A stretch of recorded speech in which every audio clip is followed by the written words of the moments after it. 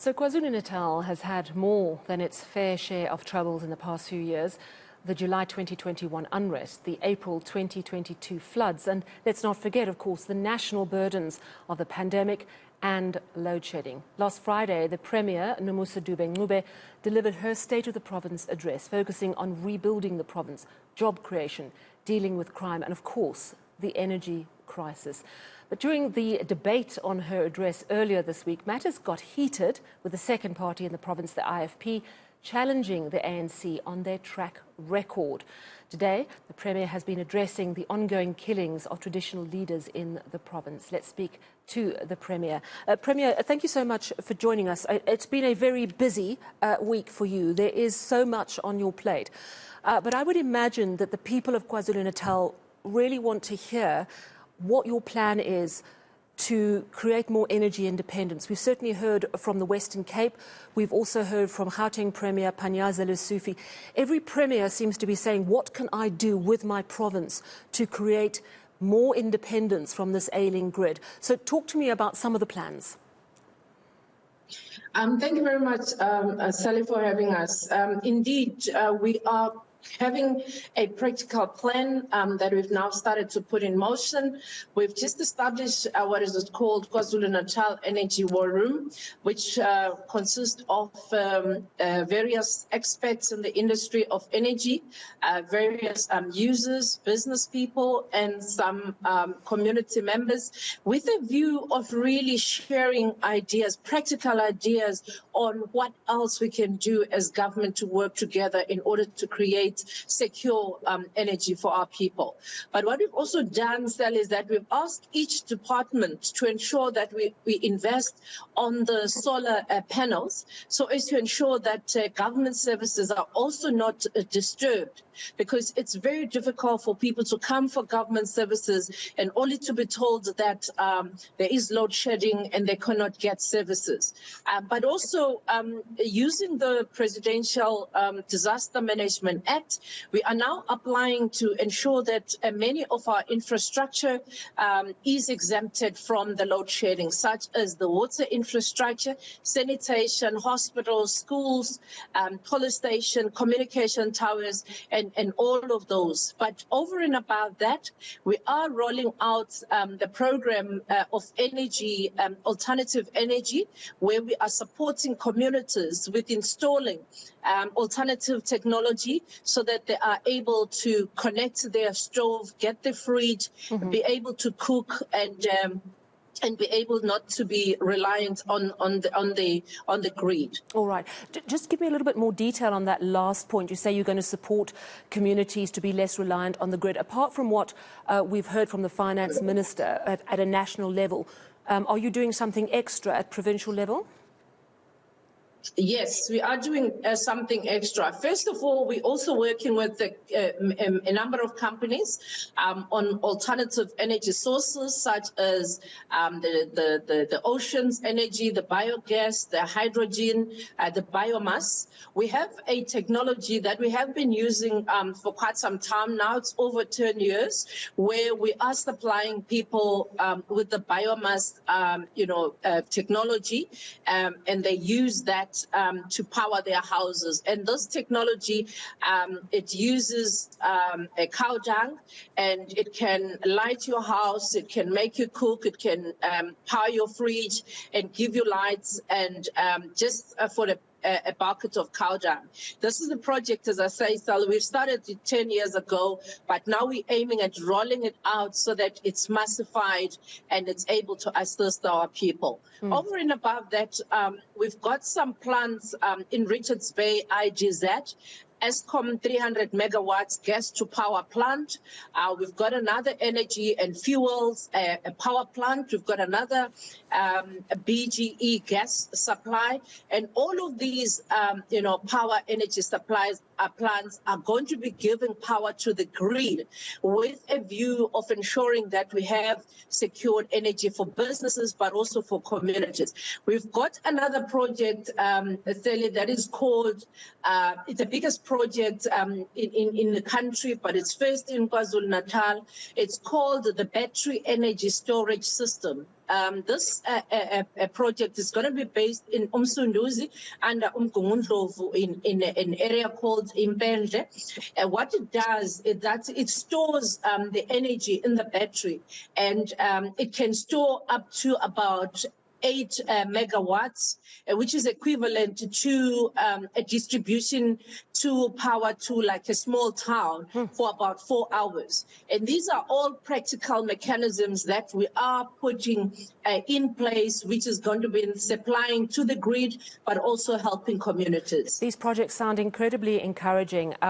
And it is so important that provinces also start developing these plans. We've seen so many setbacks for KwaZulu-Natal. I wonder, you know, you've spoken about this war room of energy experts and that business is involved as well. Is there still an appetite for investment in your province? And I ask that against the backdrop of these gangs that intimidate people who are trying to construct buildings. You know, the July riots, which I think really terrified everyone in general, but also anyone who wanted to invest and do business. Are you still getting that interest? How do you deal with those very valid concerns when they come up? What do you say? Sally, there is a huge appetite for investors to come to KwaZulu-Natal. First of all, it's because we have ease of doing business in KwaZulu-Natal. We facilitate investors to come and invest. We have incentives for investors to come to KwaZulu-Natal, but also we are dealing with the issues of fighting back in terms of fighting crime and corruption in the province. Right now, Sally, we've had about 1,800 police, extra police on the booth that have now been given to us as KwaZulu-Natal. What we've also done as government, we've asked each department in this financial year that we are starting. Each department is going to be contributing 10 million in a kitty. And in total, we're going to be having about 150 to 200 million. And this money, we're going to be using it to put extra cameras, to give more cars to the police, but also to assist our community safety intervention unit, which is going to be working with the police. And they are going to be using, you know, with the reflector jackets, with proper lighting. We're also putting panic buttons as well as the floodlights in the areas where we believe there are hotspots for crimes and criminals. And we are working with business now, where business is also coming in to work with us to ensure that we work with all law enforcement agencies with these cameras, ensuring that cameras talk to one another. Because one of the other weaknesses, Sally, that we've experienced is that our cameras in the local roads and the cameras on the highways and freeways have not been connected. So we're using this money now to ensure that in the call centers where the cameras are being monitored, there are connection of all these cameras so that if you move from the local road to high roads to highways, police are able to track you. But more than that, we're getting more volunteers to come and work and assisting even in those call centers so that at any given time we have more than enough capacity to monitor and work with the police in ensuring that everywhere where businesses are, communities are, there is somebody who's watching there and communicating with the police. So crucial. Where most citizens connect with government, it's at a local level. If we look at what should be the jewel in KwaZulu-Natal's crown, which is Durban, it looks more like Gotham City. It's sometimes like a horror movie. It's very evident that the city has taken a battering. Obviously, some of it is from the awful floods, but many residents in that area feel that the ANC government has broken its promises. I'll give you just one example. On this show, we had the mayor of eThekwini saying, absolutely, the beaches will all be open for December holidays. And they absolutely were not. But he made that promise, even though he broke it. That's the sort of thing that destroys trust. And that is just one example. We know that some of the problems preceded the flooding, so you can't blame it all on flooding. What is your message to people who are listening to you tonight and go, you know what, there are too many promises, my life is not good, I see the sewage in the sea. I see the broken infrastructure. I see the crime rate spiraling. I see my beloved city deteriorating before my eyes. Yes, what I can say to our citizens is that we are now intervening in eThekwini municipality. We're going to be bringing more capacity as well as more experts to come and assist the municipality. It is true that the engineers did say that the damage that was caused to the northern pipe, particularly the one that was affecting the northern beaches, was not going to be exactly complete by December. But we tried to push them to ensure that we needed those beaches. And of course, as you correctly say, that they were not able to meet that deadline. But as we talk today, they have been able to complete that pipe. But more than that, as I said, we've had problems in eThekwini municipality. It's correct. We have problems of breaking infrastructure.